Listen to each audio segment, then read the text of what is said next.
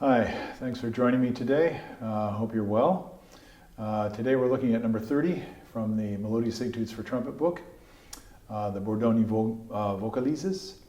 And I'm just going to go ahead and play this one. I have an idea that I probably should practice it, but I don't have a lot of time these days, so you're just going to get a raw performance, and I'm just going to do the best I can. Here we go.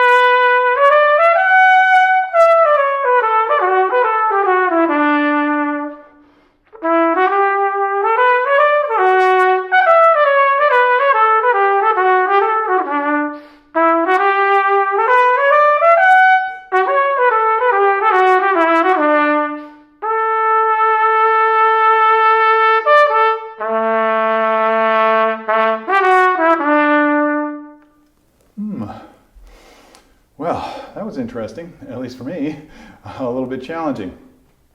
Now, on a longer etude of continuous playing like this, one of the first things that we want to prioritize in terms of development of our skills, practical skills of playing the trumpet, is to be able to play all the way through without stopping.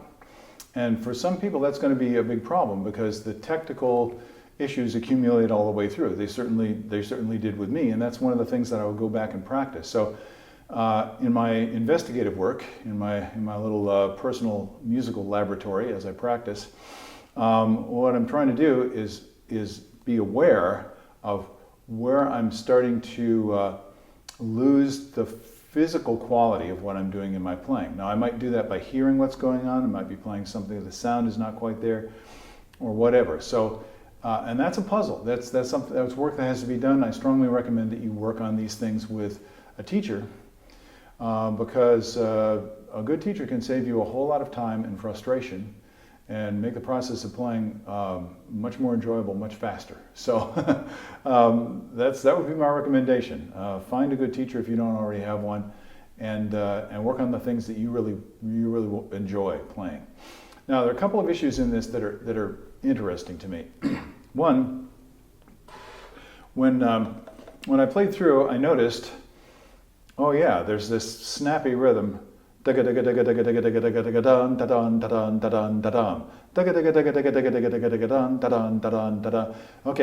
so but it's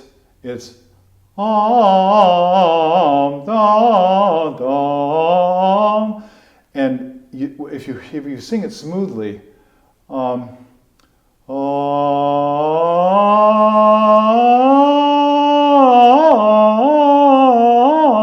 see, I'm changing the notes.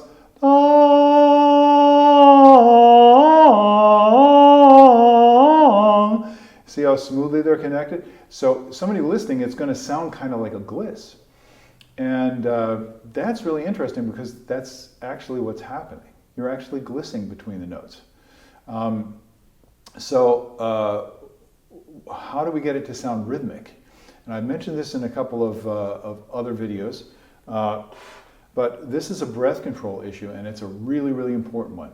So a singer needs to, you might say, toss the air through the 16th notes.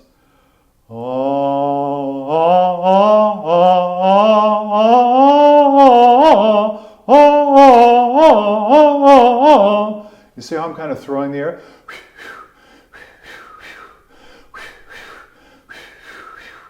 But the bass line is one continuous flow of air. And that's a little tricky. So, you know, people end up kind of getting tight, kind of pushing and pulling with the air, kind of poking the air at the notes. And so the underlying foundation of this whole thing is that smooth gliss. And adding to that, you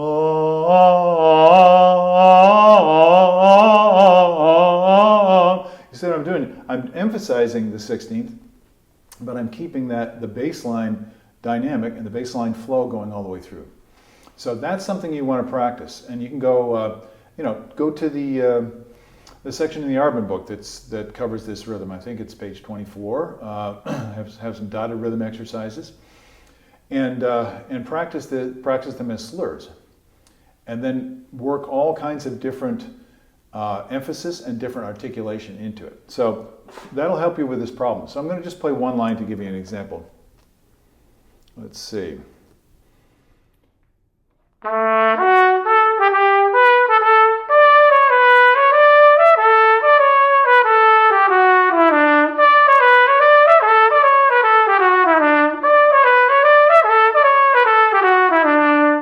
I'm trying to play the rhythm accurately, but actually the tone makes it easier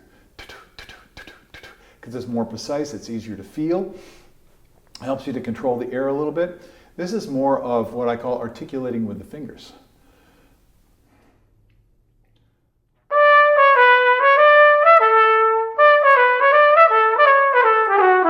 So I'm actually showing the definition of the notes with very, very fast, accurate, precise, even fingering. At the same time, I'm keeping a continuous gliss going. So I haven't tried this yet, but this is something I do quite a bit. If I were practicing it, I would probably do this, so I'll show you. I'm just going to buzz it on the mouthpiece.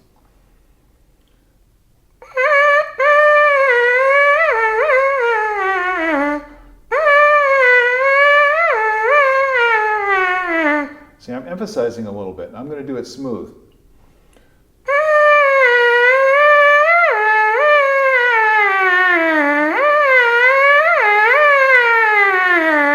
See, I didn't put any emphasis, and it sounded almost like a continuous gliss through the notes, since the notes are just scale movement. They're not very far apart. That's basically how we play the trumpet most of the time, with everything connected. And then if I add the tongue,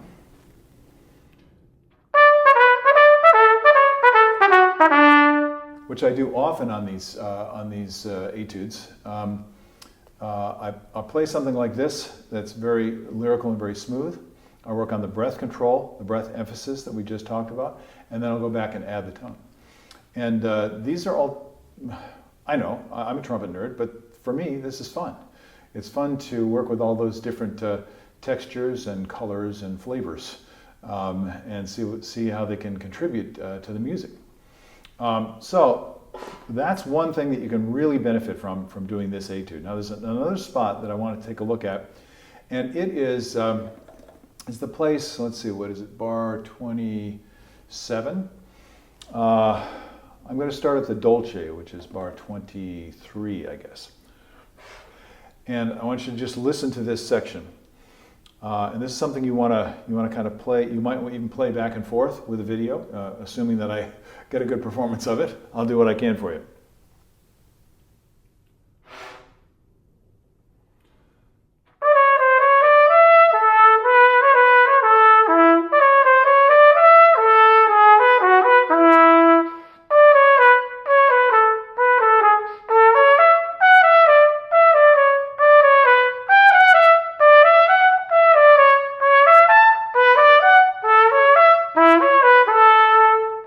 Now, quite a few people are going to have trouble with that section. And there are many reasons for it. A lot of them are physical.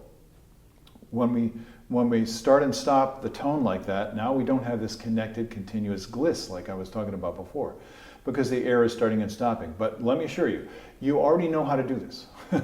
Why? Because you can go da, da, da, da, da, da, da, da, ah, ah. Now it's getting out of my range. Ah, ah, ah, ah. See, when I do that, I'm not closing my throat. I'm not stopping the air with my tongue. All I'm doing is moving the air and then stopping the air with the breath. That's breath control. So this is big stuff to work on. Now, what can help you? First, I play into the rest. In other words, if I did it really slowly,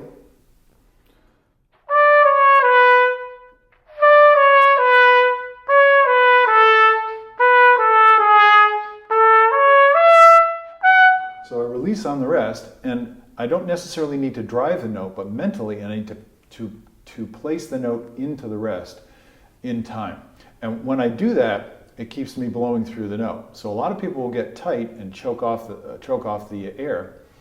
Da, da, da, da, da, and they'll end up doing this and not even realize that that's what's happening. Check yourself out and see if you have a problem that that's what's happening. Another thing is they might be stopping it with the tongue. I'm not doing that either. So they might be going and stopping it with the tongue. Now, it's not wrong to do that. It just doesn't work musically here. It gets a different musical effect. It sounds kind of choppy, which is why some of our teachers tell us don't stop the notes with the tongue. But it is what it is. You're trying to get different musical effects here. So I'm trying to do something that's like singing to honor what Mr. Bordogni had in mind for these beautiful etudes that he wrote. So I hope some of those things help you. I'm going to play it once more for you.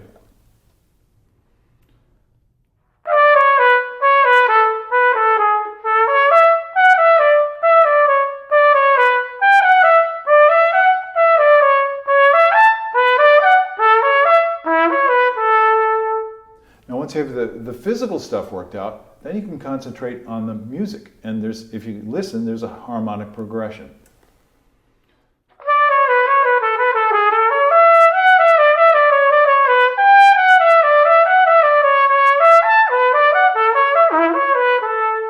So when I played through it quickly, you can kind of hear the progression as it moves from one harmonic context to another. That's what you should be paying attention to, because that's where the musical line is. But in the meantime, we're going da da da da da da da da da. Oh, that's another thing I forgot to mention. A lot of people would play it like this.